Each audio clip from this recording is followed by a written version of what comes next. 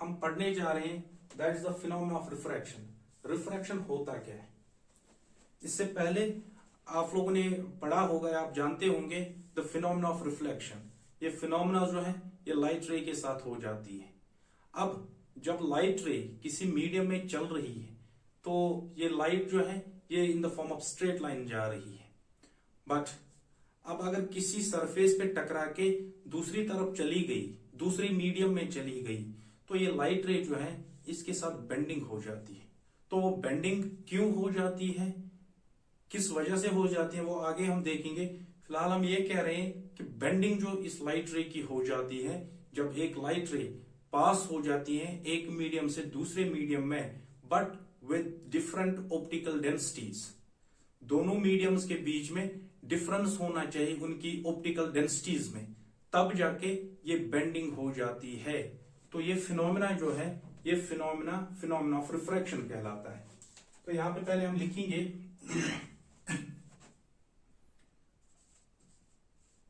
The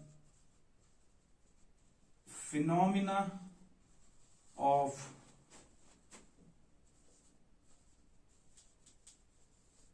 bending of light ray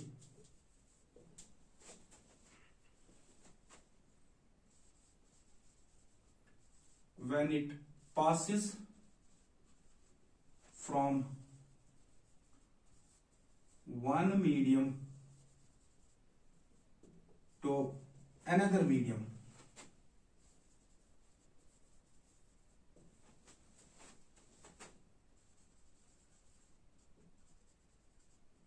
with, most important इसके अंदर, with different optical densities।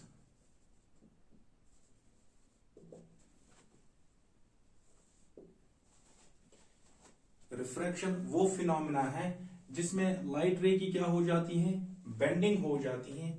जब ये लाइट रे एक मीडियम से आके दूसरे मीडियम में चली जाती है, बट उन दो मीडियम्स का क्या होना चाहिए, there should be an difference in their optical densities. आप लोगों ने पढ़ा ही होगा, जानते होंगे, एक डेंसिटी होती है दैट इज व्हाट वी से mass density. Mass density is simply mass per unit volume. Per unit volume में किसी सब्सटेंस का कितना मास भरा है उसको हम मास डेंसिटी कहते हैं। बट ये डेंसिटी जो है it's totally different from mass density.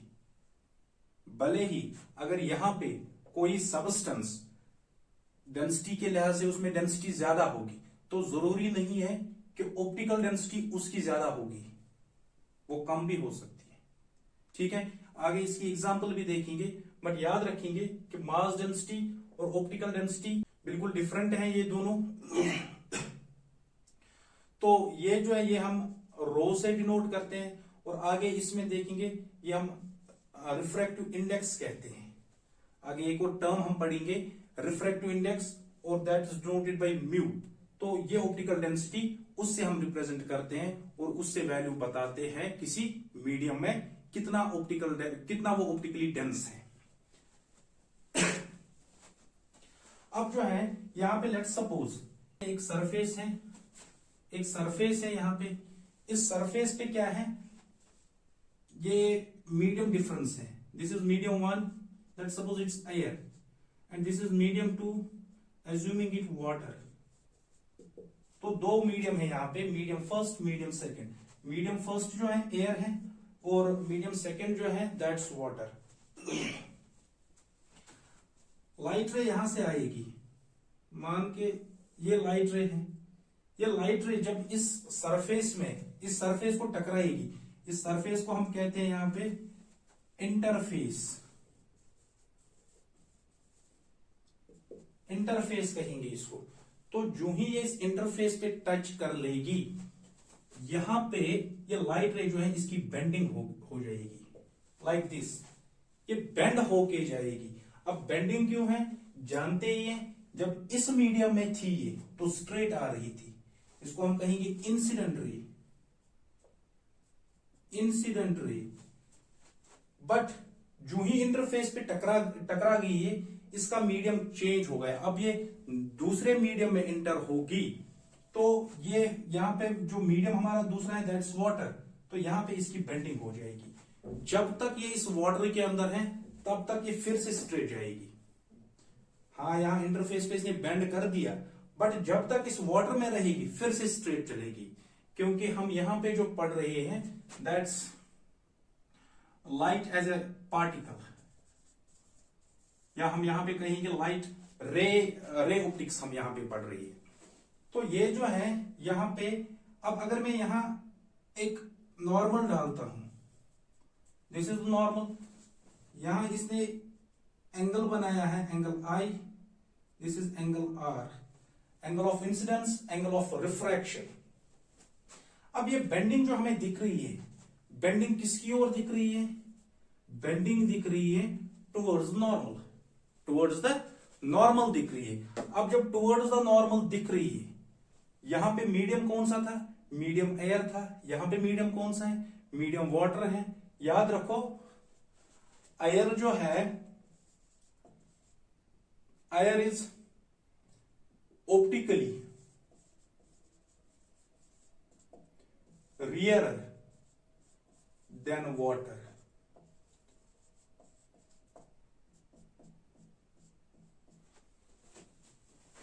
Air जो होता है वो ऑप्टिकली रेयरर है, किसके कंपैरिजन में?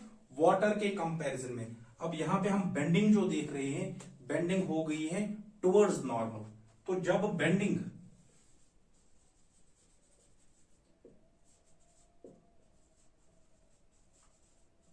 टुवर्ड्स द नॉर्मल होगी, तो इसका मतलब है कि लाइट रे जो है, light ray is passing from rare medium, rare to denser medium.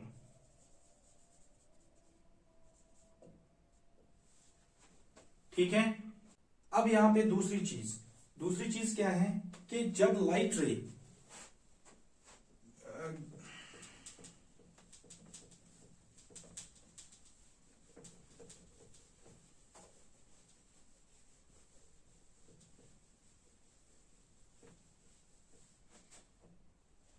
अब जब लाइट रे किसी डेंसर मीडियम में आती है, डेंसर से रियर की ओर, मानते हैं ये एक इंसिडेंट रे है, डेंसर मीडियम में आ रही है, तो जब यहां से ये पास होती है इस इंटरफेस से,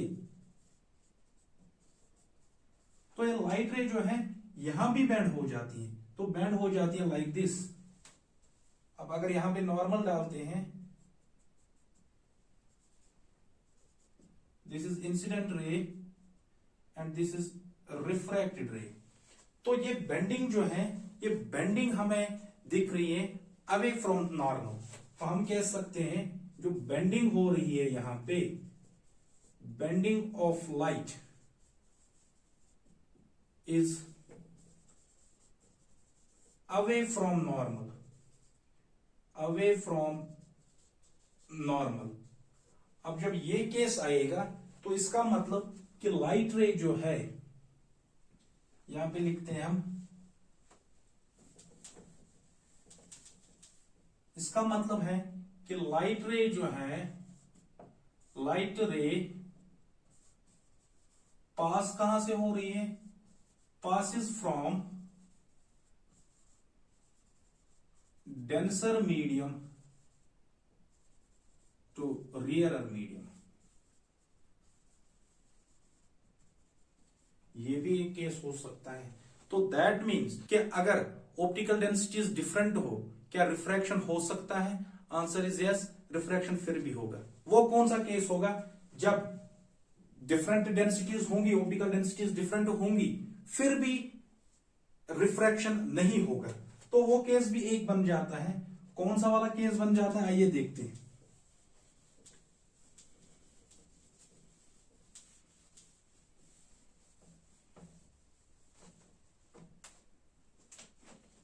अब ये एक सरफेस है, फिर से इंटरफेस हम कहते हैं।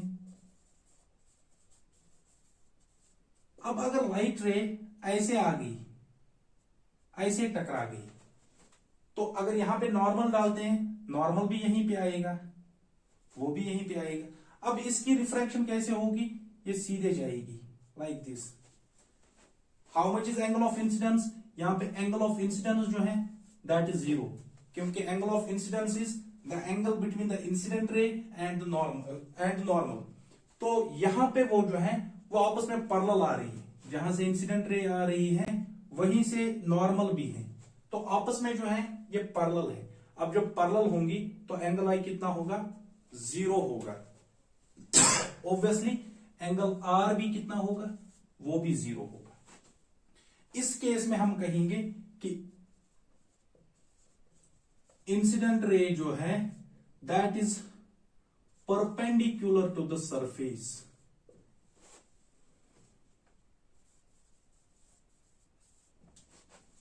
इवन कि यहां पे दोनों मीडियम्स जो होंगी, मीडियम 1 एंड मीडियम 2, अब अगर ऑप्टिकल डेंसिटीज इनमें डिफरेंट हैं, फिर भी यहां पे रिफ्रैक्शन का काज नहीं होगा, क्योंकि एंगल आई 0 है, एंगल आर भी 0 है। जिस रास्ते से, जिस डायरेक्शन में इंसिडेंट रे आई, उसी डायरेक्शन में इसकी रिफ्रैक्शन भी हो जाएगी। तो ये एक केस बन जाता है। दूसरा केस यही हम कहेंगे कि अगर ऑप्टिकल डेंसिटीज डिफरेंट ना हो, दो mediums with same optical densities, उस केस में भी रिफ्रैक्शन का फिनोमेना नहीं होगा।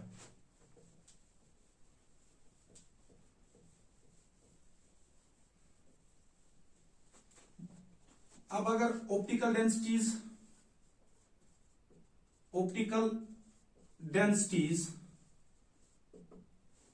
Of two medium is same, then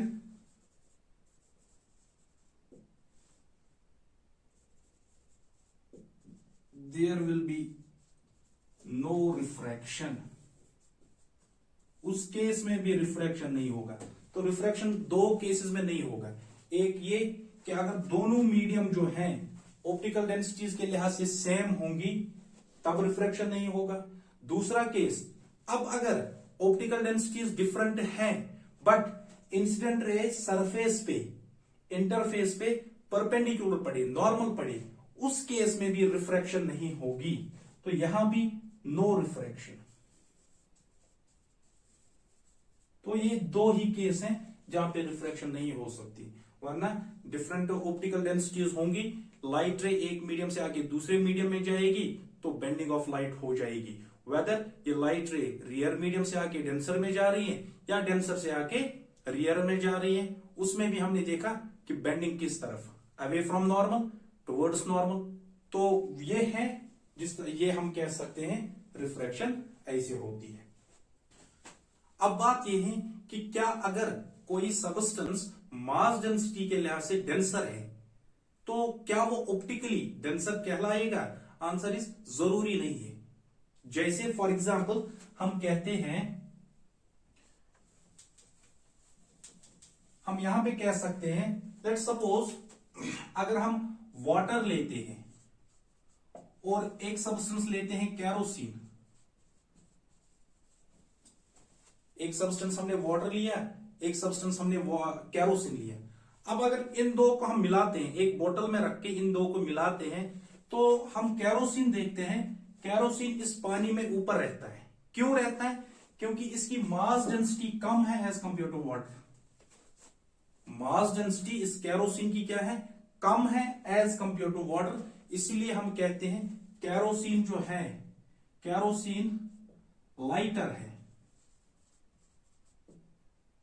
from water, क्योंकि इसकी मास डेंसिटी कम है वाटर के कंपैरिजन में। बट अगर यही चीज, यही दो सबस्टेंसेस हम ऑप्टिकल डेंसिटी के लिहाज से कहेंगे तो कैरोसिन जो है, कैरोसिन डेंसर बन जाता है देन वाटर। ऑप्टिकल डेंसिटी के लिहाज से, ऑप्टिकल डेंसिटी कैरोसिन की ज्यादा हो जाती है वाटर के कंपैरिजन में, इसीलिए वाटर जो है, वाटर में लाइट रे तेज चलती है एज कंपेयर टू कैरोसिन। ये डेंसिटीज हमें यही बताता है कि किस मीडियम में लाइट रे तेज चलेगी या किस में स्लो चलेगी। इस चीज से हम ये ऑप्टिकल डेंसिटीज वगैरह कहते हैं। तो यहां पे हम कह सकते हैं कि ऑप्टिकल डेंसिटी जो है किसी भी सब्सटेंस की ऑप्टिकली डेंसर है, तो इसमें लाइट रे जो है स्लो जाएगी, और जो ऑप्टिकली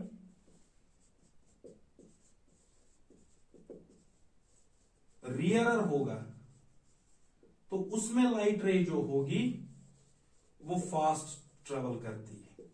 ठीक है, तो यही हम कहते हैं optically rear medium, optically denser medium. अब बात आ जाती है कि रिफ्रैक्शन जो है, रिफ्रैक्शन का काज क्या है, रिफ्रैक्शन का काज क्या है। तो काज ऑफ रिफ्रैक्शन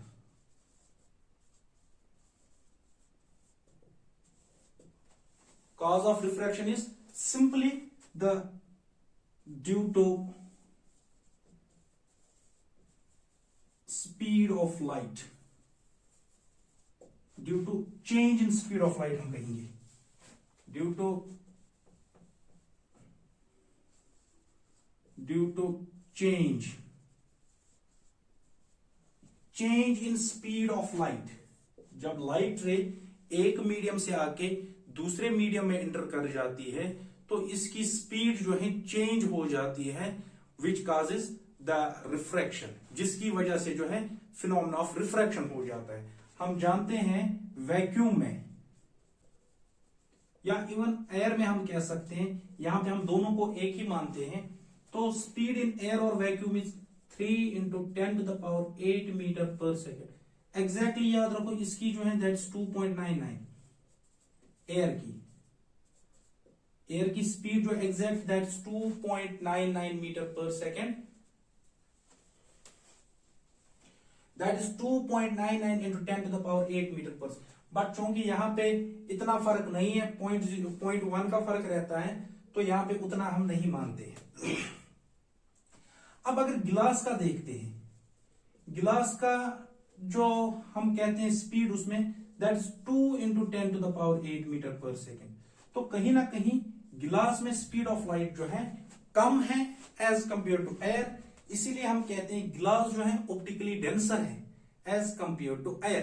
तो एयर में लाइट रे जो है वो तेज जाएगी इन कंपैरिजन विद गिलास। तो हम कहेंगे air that's optically rarer medium and गिलास दैट्स ऑप्टिकली डेंसर मीडियम। ठीक है।